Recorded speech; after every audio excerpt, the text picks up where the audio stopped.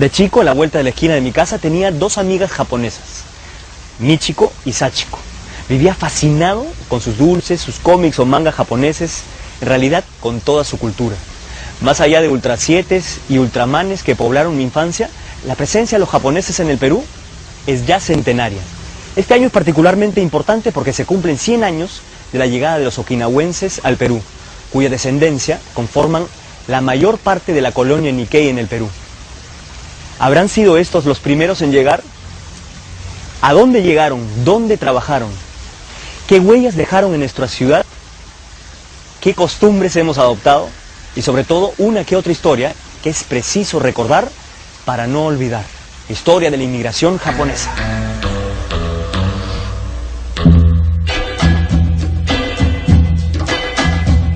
Cuando el sol besa al mar y de rojo el cielo, desde la oscuridad tu nombre viene a mí. El primer súbdito del celeste imperio que pisó la ciudad de Lima vino como esclavo en 1596. Su nombre castellanizado está registrado como Francisco Japón. ¿Cómo llegó? Para responder a esta pregunta, hay que recordar que España tenía Filipinas dentro de sus colonias.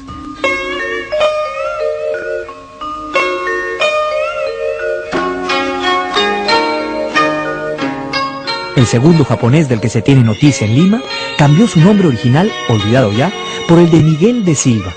De Silva participó en la construcción del puente de piedra a espaldas del Palacio de Gobierno en 1611. 2 años después ya había 20 japoneses en Lima, 11 eran mujeres y en su mayoría trabajaban en el servicio doméstico o como obreros en la industria textil.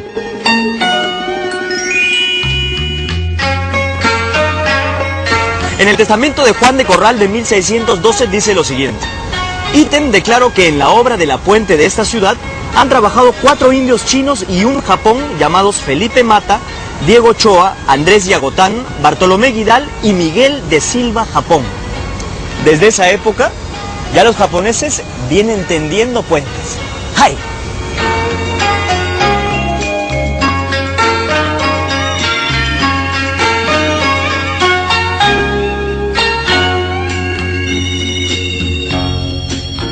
Pocos años antes, en 1606, los indios de Japón, como eran conocidos en la colonia, ya nos habían dejado un maravilloso regalo: Francisco, el primer hijo de japoneses nacido en esta tierra. Sin embargo, fue en este mismo siglo en que por diversas circunstancias políticas y comerciales, Japón se encerró en sí mismo y perdió todo contacto con el resto del mundo. Con el Perú, este contacto se restableció momentáneamente por causas fortuitas. En 1844, un terrible temporal arrastró a un junco japonés que navegaba cerca de Nagasaki hasta nuestras costas. Sus 4 tripulantes fueron rescatados y llevados al Callao. De su llegada a Lima, llamaron mucho la atención por su rotunda negativa a consumir carne de cerdo. La presencia de los marineros japoneses no significó, sin embargo, que se restableciera contacto entre Perú y Japón. Tuvo que esperar hasta 1872, cuando un incidente causado por el barco peruano María Luz, que transportaba culíes de China, tuvo que atracar en un puerto japonés por averías. Las autoridades japonesas, al constatar el pésimo trato que se daba a los culíes, intervinieron, prohibiendo la salida del barco. Luego de una serie de negociaciones, se terminó finalmente en el establecimiento de relaciones diplomáticas entre el Perú y Japón en 1873. Cuando llega Aurelio García García, el primer problema que se encuentra es ese, e incluso no lo quieren recibir, el gobierno japonés no lo quiere recibir, hasta que finalmente Aurelio García García decide hacer una jugada, realmente un bluff, ¿no es cierto?, pero un bluff muy inteligente. Hace circular en los periódicos que habían en inglés en Japón, hace circular la idea, sin decir que había sido él, ¿no?, de que una armada peruana se había embarcado, se habían hecho a la mar para atacar Japón, ¿no es cierto? Entonces, esto curiosamente los asustó mucho a los japoneses, ahora pasaría al revés, pero los asustó mucho a los japoneses, inmediatamente le dieron la cita, ¿no? Y entonces el primer problema que salió fue del María Luz. Y después de muchas discusiones, se acordó, ¿no?, la personalidad pues más, quizá aparentemente más ad hoc para un arbitraje de estos 2 personajes tan importantes, nada menos que el zar de todas las Rusias. Y el arbitraje se llevó a cabo en San Petersburgo. Y el Perú y Japón nombraron embajadores en Petersburgo que estuvieron 3 o 4 años que duró el arbitraje. El arbitraje en realidad el Perú lo perdió, o sea, se declaró que el Perú no tenía razón para embarcar a estos chinos en esas condiciones, ¿no? Pero al mismo tiempo creo que el arbitraje le reconoce la posesión del barco y que le devuelvan el barco, una cosa de este tipo, ¿no? Y con eso termina el asunto y todos quedan contentos y podemos establecer buenas relaciones con Japón.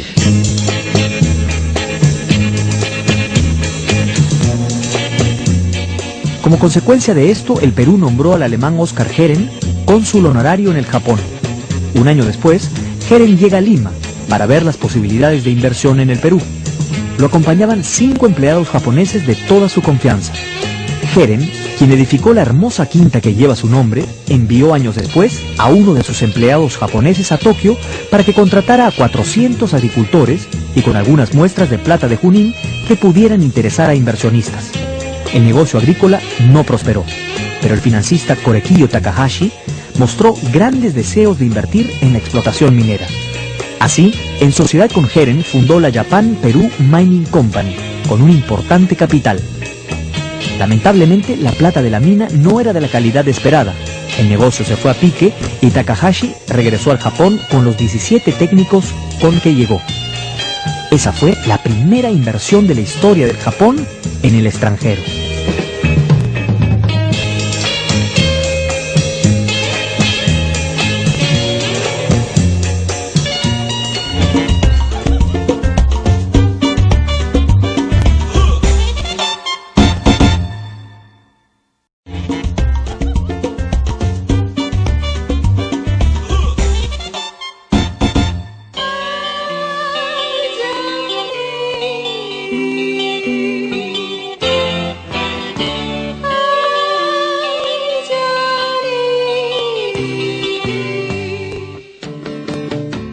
Las relaciones entre peruanos y japoneses prosperaron tanto que en 1897 el conde japonés Teikicho Tanaka, amigo de Augusto B. Leguía, en ese entonces gerente de la British Sugar Company, llegó a Lima y constató la necesidad de mano de obra para las haciendas de la costa. Tanaka regresó a su país e interesó a la compañía de inmigración Morioka para fomentar la migración al Perú. Es así como el 3 de abril de 1899 llegó al Callao el Sakura Maru, un buque que traía a bordo 790 inmigrantes japoneses. Esta inmigración organizada duraría hasta 1923.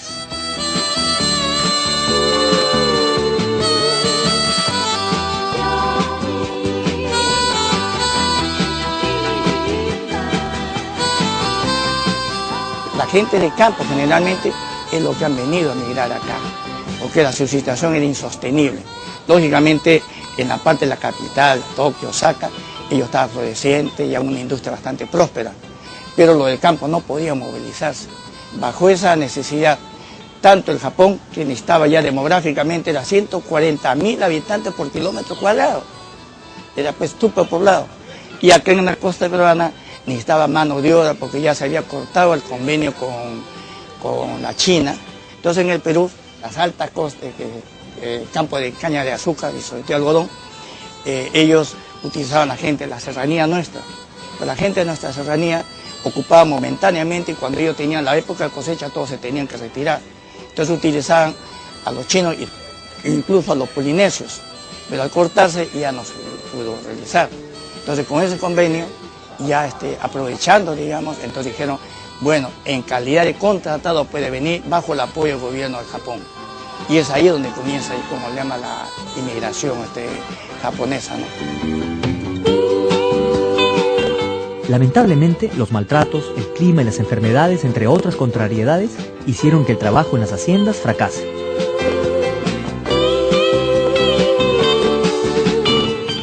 Sin embargo, los inmigrantes no regresaron a su país de origen, más bien siguieron llegando.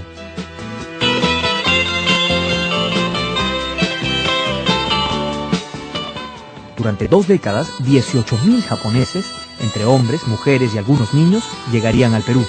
Un gran porcentaje provenía de Okinawa. Entonces nos preguntamos por qué, a pesar de las malas condiciones de trabajo, siguieron llegando japoneses al Perú. Una de las razones está en el carácter de este pueblo, en su constancia y fuerza para superar las adversidades.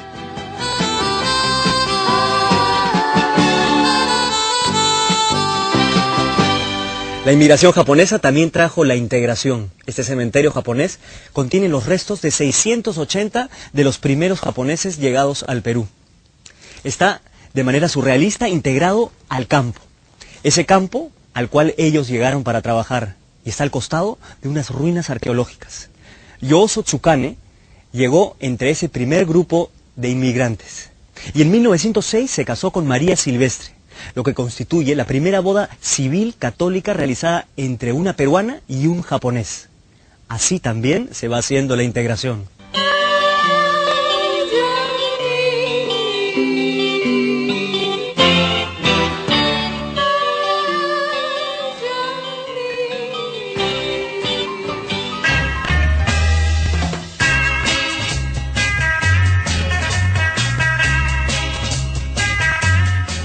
Muchos de los que llegaron para trabajar en las haciendas se trasladaron a Lima, ya sea porque se fugaron o porque terminaron sus contratos.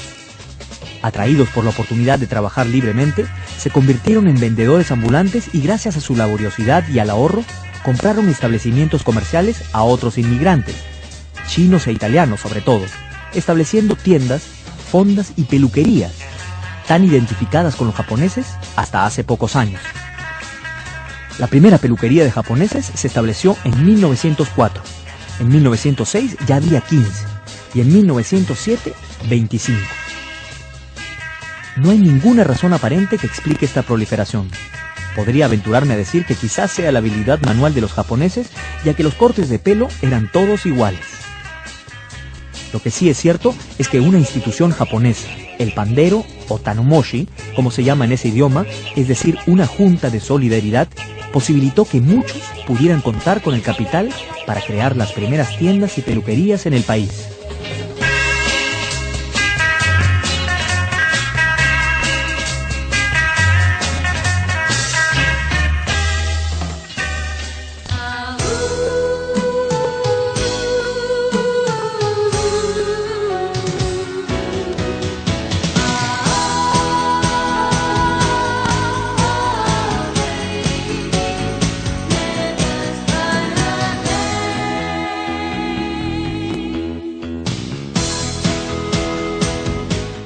Para los años 20, la colonia japonesa se había consolidado y era muy próspera, al punto que en 1921 se nombró a Seisaburo Shimizu como primer ministro plenipotenciario del Japón en el Perú. Siempre me he preguntado por qué los japoneses donaron la estatua de Manco Cápac para el primer centenario de la independencia del Perú. La respuesta es muy obvia. Al principio tenían pensado en donar o un parque o una torre, pero por uno u otro motivo fueron descartados. Entonces se acercaron al presidente de la Comisión Nacional del Centenario, Federico Helguera, y les preguntaron, ¿qué nos aconseja hacer? Este, literalmente les dijo, pues erigir un monumento a Manco Cápac, hijo del sol, fundador del gran imperio de los incas. A ustedes, hijos del sol naciente, les corresponde por esa similitud y otras causas étnicas, erigir ese recuerdo. Entonces, nos hermana el sol.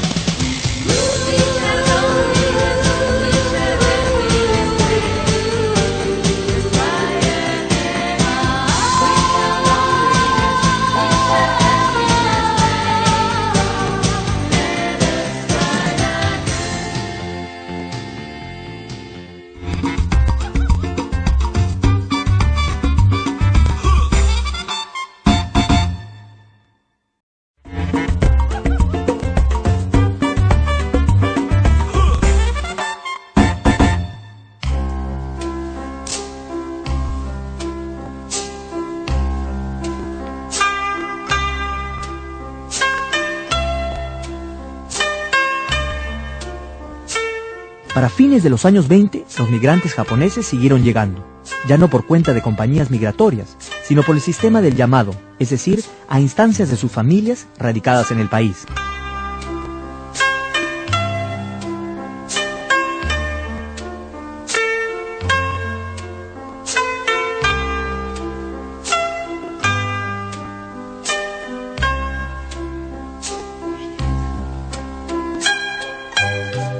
De los 20.000 japoneses que vivían en el Perú, 15.000 vivían en Lima. En nuestra ciudad habían montado 1.461 negocios.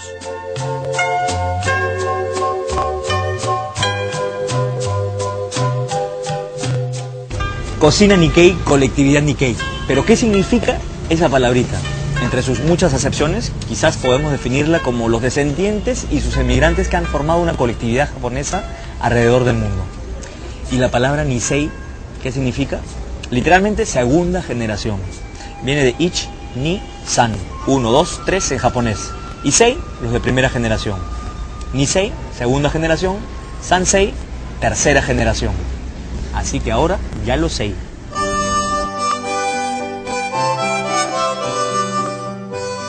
Los japoneses y sus hijos nacidos en el país, ya insertados en nuestra ciudad, vivieron durante la Segunda Guerra Mundial un periodo de tristeza que para el Perú fue de vergüenza.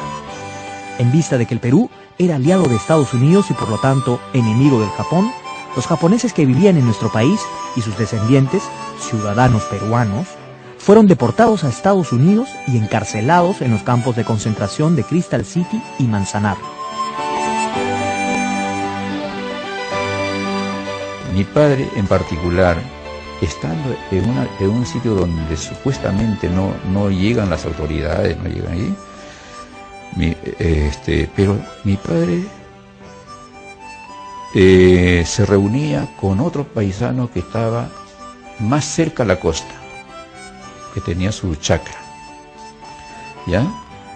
Y yo le acompañaba varias veces, ¿ya? Yo jugaba solito en torno a ellos y escuchaba, pero yo ya sabía japonés,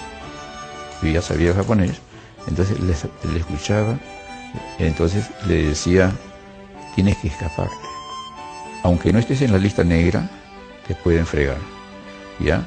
Y efectivamente podían fregar, ¿ya? Entonces mi padre lo que hace es vender la tienda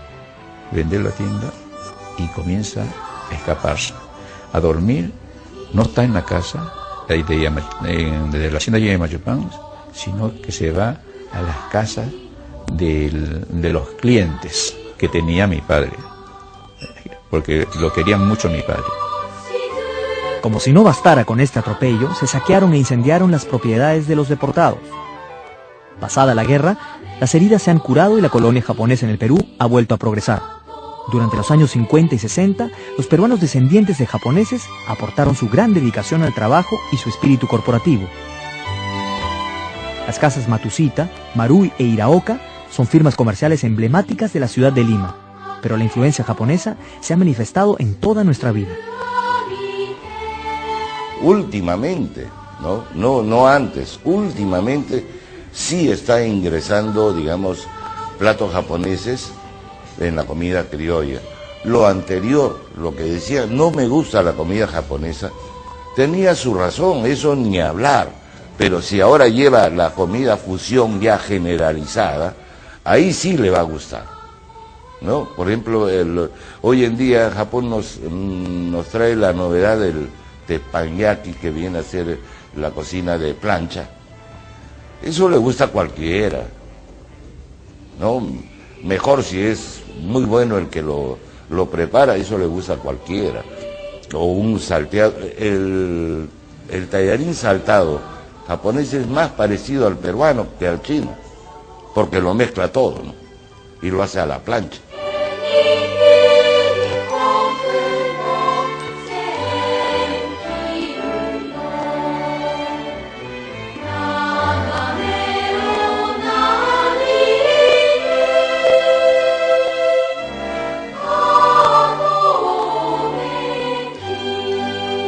Yankenpo.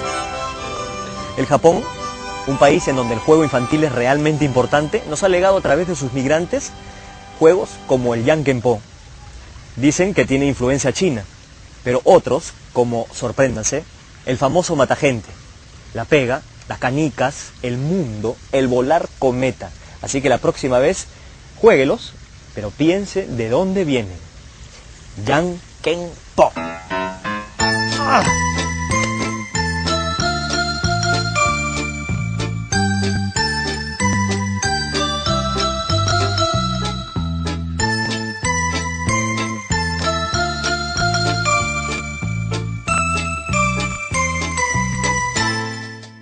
Vocabulario japonés-español a la vuelta de la esquina.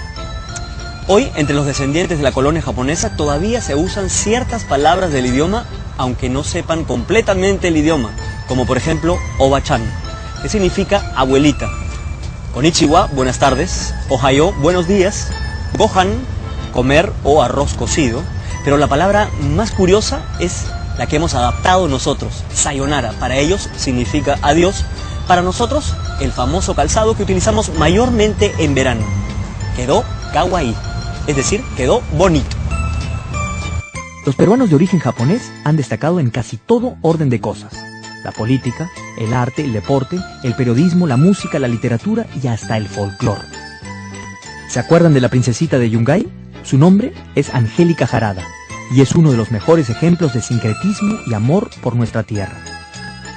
Tilsa Tsuchiya, pintora, Humberto Sugimitsu, billarista, Venancio Shinki, pintor, Olga Shimazaki, bailarina, Jorge Koki Hirano, futbolista, Alejandro Sakuda, periodista, Teófilo Toda, ciclista, y hasta Ricardo Mitsuya, gran torero, son solamente algunos de los peruanos de origen japonés que nos llenaron de orgullo.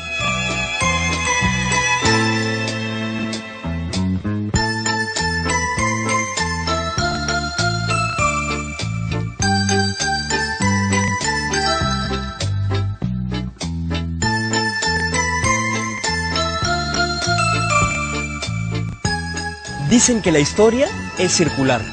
Por eso no hay mejor lugar para terminar que donde empezó todo.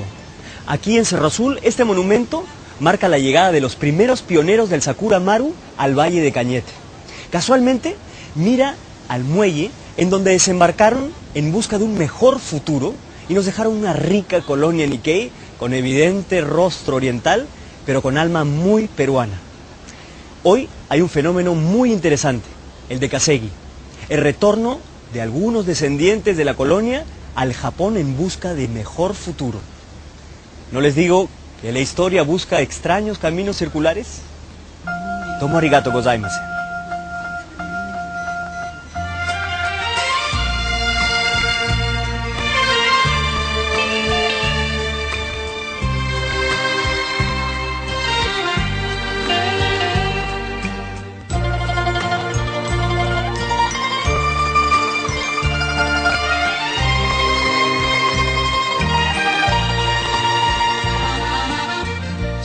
白樺青空南